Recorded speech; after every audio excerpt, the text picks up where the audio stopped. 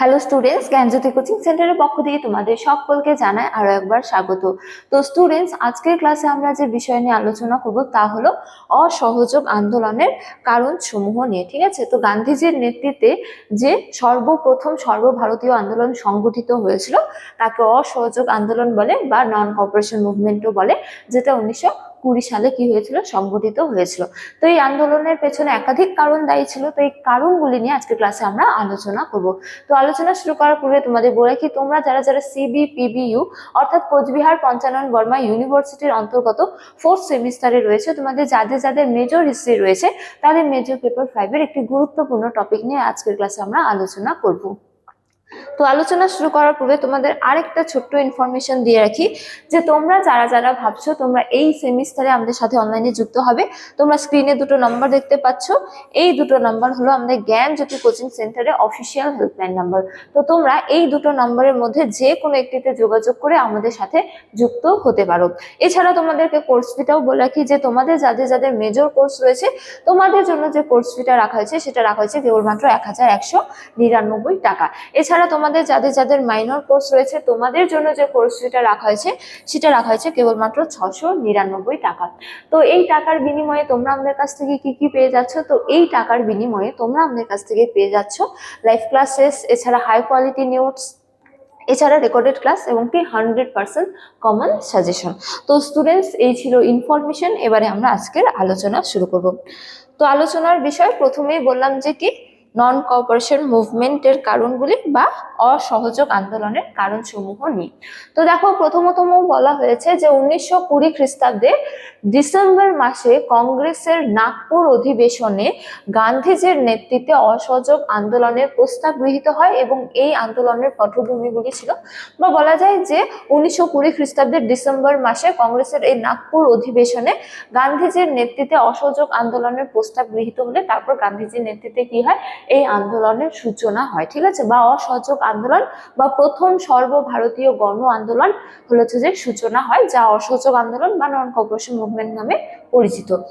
তো বলা যায় যে এই আন্দোলনের পেছনে কিন্তু একাধিক কারণ দায়ী ছিল। ঠিক আছে, যেমন প্রথমতম বলা হয়েছে যে স্বায়ত্ত শাসন লাভে ব্যর্থতা, এটি এই আন্দোলনের অন্যতম একটি প্রধান কারণ। ঠিক আছে, তো দেখো এক্ষেত্রে বলা হয়েছে যে প্রথম বিশ্বযুদ্ধের সময় সরকার ঘোষণা করে যে ইংরেজ কর্তৃপক্ষকে সহযোগিতা করার বিনিময়ে ভারতীয়দের স্বায়ত্ত শাসনের অধিকার প্রদান করা হবে। ঠিক আছে, তো প্রথম বিশ্বযুদ্ধে ভারত কিন্তু সরাসরি অংশগ্রহণ করেনি, কিন্তু যেহেতু ভারতবর্ষে তখনকালে ইংরেজদের শাসন বা বলা যায় যে ইংল্যান্ডের শাসন, বা ভারত যে ইংল্যান্ডের অভ্যন্তরে ছিল, বা ইংল্যান্ড সরকার ভারতবর্ষকে কি করেছিল, শাসন কার্য পরিচালনা করেছিল।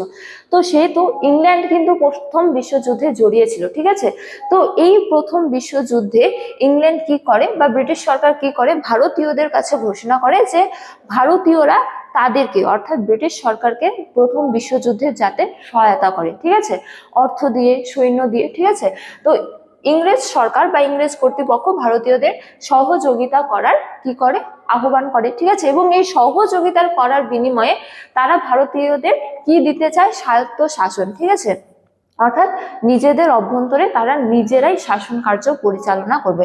তো ভারতীয়রা প্রথম বিশ্বযুদ্ধে, ঠিক আছে, ইংরেজ কর্তৃপক্ষকে হচ্ছে যে সহযোগিতা করবে এবং সহযোগিতা করার বিনিময়ে তারা কি পাবে, স্বায়ত্ত শাসন লাভ করবে। ঠিক আছে, এই কথা কে বলে, ইংরেজ সরকার বলে। তো বলে, তারপর দেখো বলা হয়েছে যে ফলে ভারতীয়রা ইংরেজ সরকারকে অর্থ ও সৈন্য সহযোগে সহায়তা করে। তো প্রথম বিশ্বযুদ্ধে ইংরেজ সরকার ভারতীয়দের কাছে সহযোগিতার আবেদন করলে এবং এই সহযোগিতার প্রতিস্বরূপ তারা কি দিতে চায়, স্বায়ত্ত শাসন। ফলে ভারতীয়রা কি করে, স্বায়ত্ত শাসন লাভের জন্য ইংরেজ সরকারকে অর্থ এবং সৈন্য দিয়ে সহযোগিতাও করে। ঠিক আছে, বা সাহায্যও করে। তারপরে দেখো বলা হয়েছে যে ফলস্বরূপ বিভিন্ন রণাঙ্গনে প্রায় 10,000 ভারতীয় সৈন্য মৃত্যুবরণ করে। ঠিক আছে, আচ্ছা, মৃত্যুবরণ করে এবং ভারতীয়দের হচ্ছে যে প্রচুর হবে এখানে, বা প্রচুর অর্থ যুদ্ধের রসদ সংগ্রহে ব্যবহার করা হয়। তো ভারতীয় অর্থ ও সৈন্য দিয়ে সহযোগিতা করেছিল ইংরেজ সরকারকে এবং এর ফলস্বরূপ ভারতীয়দের প্রায় 10,000-এর মতো সৈন্য মারা যায়। ঠিক আছে, এবং ভারতীয়রা যে পরিমাণ অর্থ প্রদান করেছিল সেই পরিমাণ অর্থ তারা যুদ্ধের বিভিন্ন অস্ত্র শস্ত্র বা বলা যায় যে রসদ কিনতে হচ্ছে যে কিনেছিল। ঠিক আছে, ব্রিটিশ সরকার। বা কিনতে ব্যবহার করেছিল, ঠিক আছে। কিন্তু দেখো তারপর বলা হয়েছে যে কিন্তু যুদ্ধ শেষে ইংরেজ সরকার কৃতজ্ঞতা প্রকাশের পরিবর্তে ভারতীয়দের স্বাধীনতা হরণের চেষ্টা করে, ঠিক আছে। তো ব্রিটিশ সরকার কি বলেছিল, স্বায়ত্তশাসন দিবে, কিন্তু দেখো পরিবর্তিতে ব্রিটিশ সরকার কি করে, ভারতীয়দেরই স্বাধীনতা হরণের চেষ্টা করে, যার ফলে ভারতীয়রা ক্ষুব্ধ হয়ে ওঠে, ঠিক আছে। এবং ভারতীয়রা এক সর্বভারতীয় গণ আন্দোলনের দিকে হচ্ছে যে অগ্রসর হয়, বা এটি হচ্ছে যে অন্যতম প্রধান কারণ ছিল স্বায়ত্তশাসন লাভে ব্যর্থতা। ইংরেজ সরকার স্বায়ত্তশাসন দেওয়ার প্রতিশ্রুতি দিয়ে ভারতীয়দের কাছে সহযোগিতা নিয়ে নেয়, কিন্তু পরিশেষে তারা ভারতীয়দের কোনো রকম কোনো স্বায়ত্তশাসন দেয়নি, অপরন্তু তারা ভারতীয়দের স্বাধীনতা হরণেরই চেষ্টা করে। তো এটি ছিল নন কোঅপারেশন মুভমেন্টের একটি অন্যতম প্রধান কারণ, ঠিক আছে। তারপরে দেখো এর অন্যতম দ্বিতীয় কারণ স্বরূপ বলা হয়েছে যে অর্থনৈতিক সংকট। তো দেখো এক্ষেত্রে বলা হয়েছে যে রাজনৈতিক হতাশার সঙ্গে দেখা দিয়েছিল কি, অর্থনৈতিক সংকট, ঠিক আছে। তো বিশ্বযুদ্ধের ফলে খাদ্যাভাব, মুদ্রাস্ফীতি, দ্রব্যমূল্য বৃদ্ধি, বেকারত্ব চরম আকার ধারণ করে। সরাসরি ভারত যদি প্রথম বিশ্বযুদ্ধে অংশগ্রহণ না করে, কিন্তু তা সত্ত্বেও প্রথম বিশ্বযুদ্ধের প্রভাব কিন্তু ভারতবর্ষে পড়েছিল, ঠিক আছে, সেই সময়কালে। যেমন দেখো বলা হয়েছে যে প্রথম বিশ্বযুদ্ধের পর ভারতে কি দেখা দিয়েছিল, খাদ্যাভাব দেখা দিয়েছিল, তারপর মুদ্রাস্ফীতি, দ্রব্যমূল্য বৃদ্ধি, বেকারত্ব প্রভৃতি দেখা দিয়েছিল, ঠিক আছে, অর্থাৎ অর্থনৈতিক সংকট দেখা দিয়েছিল। তো অপরন্তু সরকারের চড়া হারে রাজস্ব আরোপ এবং অর্থনৈতিক মন্দার কারণে ভারতীয়দের অবস্থা শোচনীয় হয়ে ওঠে, ফলে সমাজের সকল শ্রেণীর জনগণ যুদ্ধক্ষেত্রে ভারতীয়দের রক্তপাতের ক্ষতিপূরণ দাবি করে, ঠিক আছে।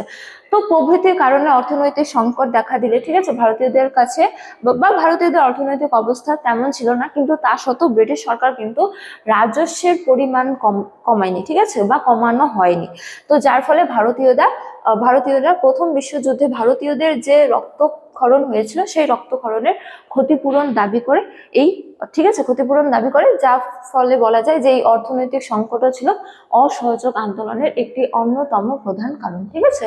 তারপরে দেখো তৃতীয়তম কারণ স্বরূপ বলা হয়েছে যে আন্তর্জাতিক পরিস্থিতি, ঠিক আছে। তো দেখো বলা হয়েছে যে সমকালীন আন্তর্জাতিক পরিস্থিতি, ঠিক আছে, পরিস্থিতিও অসহযোগ আন্দোলনের পটভূমি তৈরি করে। যেমন বলা হয়েছে যে 1917 খ্রিস্টাব্দে, ঠিক আছে, রাশিয়ার বিপ্লবে সাধারণ জনগণের জয় এবং আয়ারল্যান্ডের সিনফিন আন্দোলন ও হবে হচ্ছে যে মাইকেল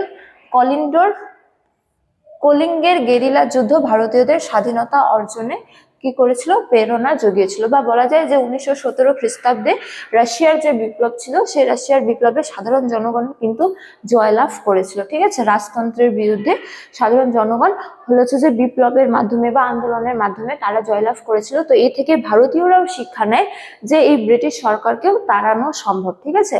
তো যার ফলে এই আন্তর্জাতিক পরিস্থিতিগুলি ভারতীয়দের একটি আন্দোলনের দিকে অগ্রসর করে, যার ফলে বলা যায় যে তৎকালীন এই যে আন্তর্জাতিক পরিস্থিতিগুলি ছিল, এগুলি অসহযোগ আন্দোলনে প্রেরণা জুগিয়েছিল, ঠিক আছে। তো এরপরে রয়েছে রাওলাট আইন। তো এই রাওলাট আইন নিয়ে আমরা আগের ক্লাসে আলোচনা করেছি বিস্তারিতভাবে। তোমরা যারা ভিডিওটি দেখোনি, তোমরা কিন্তু প্লে লিস্টে গিয়ে ভিডিওটি দেখে নিতে পারো। এছাড়া জালিয়ানওয়ালাবাগের হত্যাকাণ্ড এবং খিলাফত আন্দোলন সম্পর্কেও আমরা কিন্তু বিস্তারিতভাবে আলোচনা করেছি। তো তোমরা যারা ভিডিওটি দেখোনি, তোমরা কিন্তু প্লে লিস্টে গিয়ে ভিডিওটি দেখে নিতে পারো। তো দেখো, সুতরাং বলা যায় যে এই যে অসহযোগ আন্দোলন ছিল 1920 খ্রিস্টাব্দে সংগঠিত হয়েছিল, এই আন্দোলনের পেছনে কিন্তু একাধিক কারণ দায়ী ছিল। যেমন স্বায়ত্তশাসন লাভে ব্যর্থতা, ঠিক আছে, ভারতীয়দের কর্তৃক, এবং অর্থনৈতিক সংকট তৎকালীন সময়ের, এছাড়া আন্তর্জাতিক পরিস্থিতি, এছাড়া রাওলাট আইনের প্রভাব এবং জালিয়ানওয়ালাবাগের হত্যাকাণ্ড আর কি খিলাফত আন্দোলন। তো এগুলি ছিল কতকগুলি মূল কারণ, ঠিক আছে, অসহযোগ আন্দোলনের। তো স্টুডেন্টস, আজকের ক্লাস এতটাই। তোমাদের সাথে দেখা হবে পরবর্তী ক্লাসে। তখন তোমরা সকলেই ভালো থাকো, সুস্থ থাকো। Thank you.